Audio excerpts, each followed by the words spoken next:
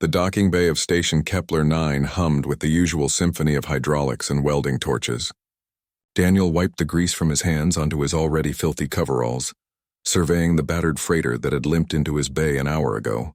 The ship was old, ancient by modern standards, a Zetherian cargo vessel held together by prayers and patch jobs. He'd seen the woman emerge from the airlock, her violet skin catching the harsh fluorescent lights. She was tall, graceful in the way her species always were, with those distinctive crystalline markings along her temples that shifted colors with her emotions. Currently, they pulsed a nervous amber. A small child clung to her leg, no more than 4 or 5 in human years, with the same violet complexion and wide, luminous eyes. Just a standard diagnostic. The woman, Isla, according to the manifest, had said in heavily accented but clear standard. "We'll be gone before night cycle." Daniel had nodded, asked no questions. That was the code out here on the rim stations. Everyone had a story, and most of those stories were better left untold. He'd been elbow deep in the ship's failing coolant system when his stomach reminded him he hadn't eaten since dawn. The station's cafeteria wasn't much to write home about, but their synthetic protein wasn't the worst he'd tasted. He'd grabbed a tray and found a corner table, shoveling food into his mouth with the efficiency of someone who'd learned to eat quickly between repair jobs. That's when he noticed them. Isla sat 3 tables away, her back rigid, her chromatic markings now a dull gray. Stress, if he remembered his xenobiology correctly. The little girl sat beside her, and on the table between them was a single nutrition pack, the kind sold in vending machines for 2 credits. The cheapest option available. The woman tore it open carefully, portioning it out with mathematical precision. She gave the larger half to her daughter. Daniel watched as the child's eyes wandered across the cafeteria, landing on his plate with its steaming pile of protein, synthesized vegetables, and actual bread. The little girl stared with an intensity that made his chest tight. Her small hand reached for her portion of the nutrition pack, but her eyes never left his food. Isla noticed. She said something soft in Zetherian, drawing her daughter's attention back to their meager meal. The child nodded obediently and began to eat, but Daniel saw her sneak one more glance at his plate before focusing on her food. He looked down at his tray. Suddenly, the meal felt heavy in his stomach. Daniel stood abruptly, grabbing his tray. Isla's markings flashed red, alarm, as he approached their table. Her arm instinctively went around her daughter, protective and defensive all at once.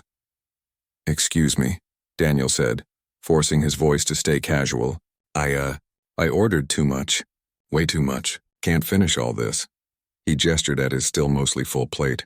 "Hate to see it go to waste." "You folks mind helping me out?" Isla's eyes narrowed. Her markings shifted to orange, suspicion. "We require no charity, human." "Not charity," Daniel said quickly. "Look, station regulations. Can't take food back to the bay. Contamination protocols and all that. If I can't finish it, it goes in the recycler. Seems like a waste when—" He trailed off, looking at the little girl who was now staring at him with those impossibly large eyes. It was a transparent lie, and they both knew it. Isla's jaw tightened. Her pride warred with something else, something Daniel recognized because he'd seen it in his own mother's eyes during the collapse years. When Earth's colonies had been cut off and everyone had learned what real hunger felt like. "Please," he added softly, "my mama would haunt me if I wasted food." Something in those words broke through. Isla's markings flickered, a rapid cascade of colors he couldn't quite interpret. Finally, they settled on a soft blue. "Acceptance, we would be grateful," she said, each word carefully chosen, "for your consideration of station protocols." Daniel set the tray down and pulled up a chair, splitting the food between the 3 of them. The little girl's eyes went wide as he placed a portion in front of her. She looked to her mother, who gave a small nod, and then the child dug in with an enthusiasm that confirmed Daniel's suspicions. This wasn't just about one missed meal. "I'm Daniel," he said, extending his hand human style. Isla hesitated, then took it. Her grip was surprisingly strong. "Isla, this is Mira."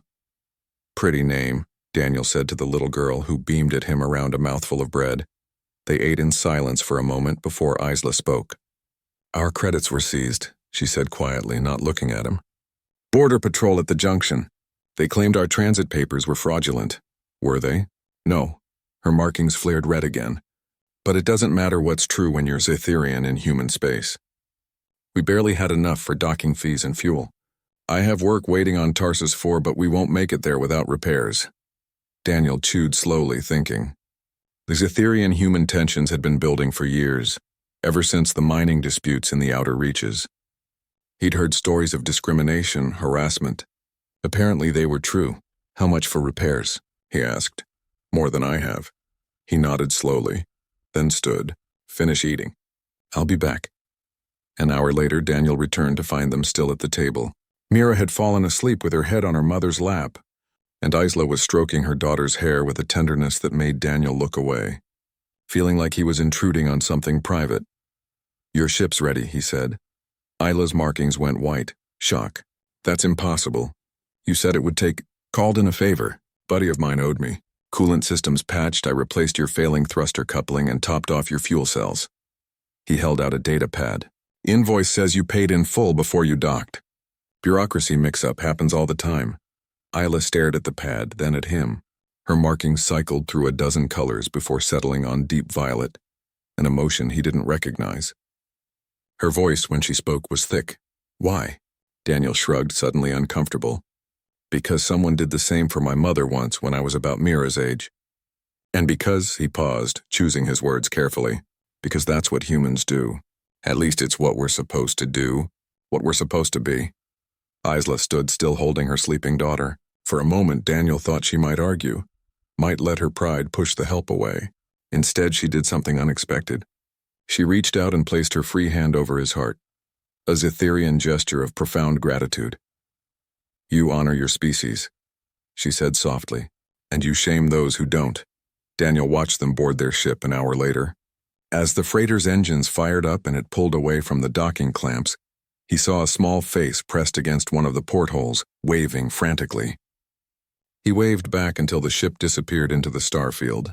His comm unit beeped. Another ship requesting bay access. Another repair job. Another day on the rim. But Daniel smiled as he walked back to his tools. Maybe humanity wasn't perfect. Maybe they had their share of bigots and bureaucrats, of people who'd steal credits from refugees and turn away hungry children. But they also had people who remembered what it meant to be hungry, who remembered what it meant to be human, and sometimes that was enough.